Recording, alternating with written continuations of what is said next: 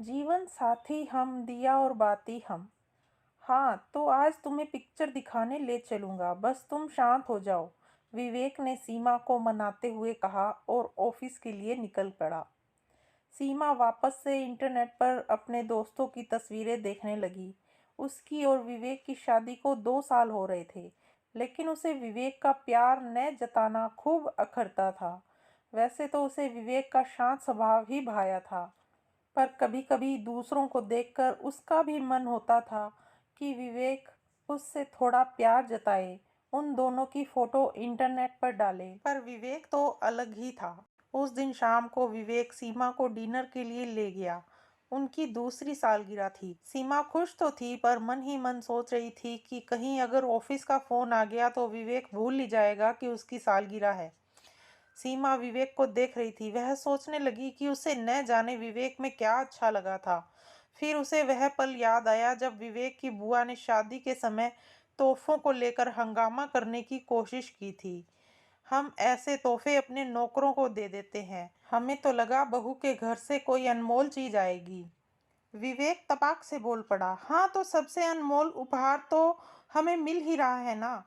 पापा जी और मम्मी जी की घर की लक्ष्मी ले जा रहे हैं। चुप रहने वाले शांत स्वभाव के विवेक ने अपने जवाब से सबका दिल जीत लिया था और सब अड़ंगा डालने वालों का मुंह भी बंद करा दिया था। ओहो, विवेक तो अभी से जोरू का गुलाम बन गया, विवेक की बुआ जी ने कहा था। हाँ, यह गुण तो मैंने फूफा जी से सीखा है। विवेक की हाजिर जवाबी से समा बन गया था। सीमा के चेहरे पर मुस्कान आ गई, पर कभी-कभी वह नाराज होती थी। विवेक उसे कभी भी फूल नहीं देता था, आई लव यू भी नहीं बोलता था। काश वो समझ पाता कि सीमा को ये सब रोमांटिक बातें कितनी अच्छी लगती थी। अचानक से विवेक का फोन बजा और वह 2 मिनट में वापस आने का इशारा करते हुए बाहर चला गया। सीमा गुस्से से बाथरूम चली गई। जैसे ही वह दरवाजे के पास पहुंची, उसने एक तमाचे की आवाज सुनी। उसने थोड़ा सा झांक कर अंदर देखा तो उसके होश उड़ गए। उसकी सहेली गायत्री को उसके पति अनिमेष ने चांटा मारा था। गायत्री, ये क्या पहना है तुमने? अंग प्रचार करने निकली हो क्या? अजीब बेशर्मी मचा रखी है।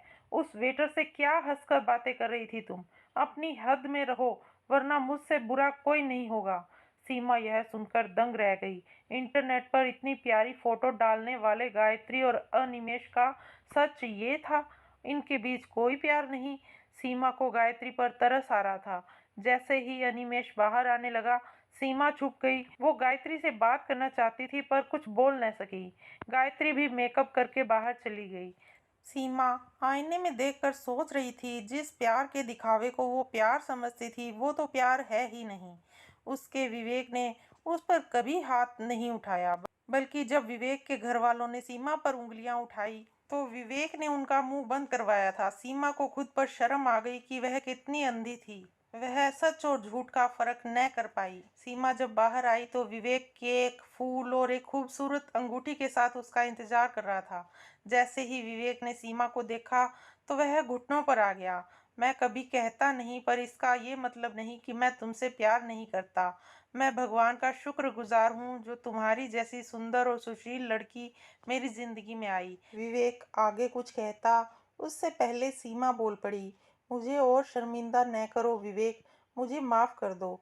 मैं खुश नसीब हूँ जो आप जैसा प्यार और सबसे ऊपर मुझे इज्जत देने वाला पति मिला। नहीं चाहिए फूल, केक या तोहफे, कहीं नहीं लगानी फोटो। आप जैसे हैं मेरे हैं और अनमोल हैं।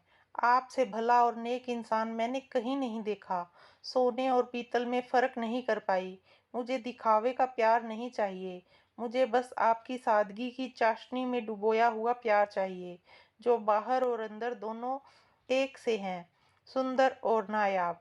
विवेक ने सीमा को गले लगा लिया। सीमा समझ चुकी थी, सच्चा प्यार इंटरनेट के फोटो में नहीं मिलता, जहां अधिकतर सब कुछ दिखावा होता है।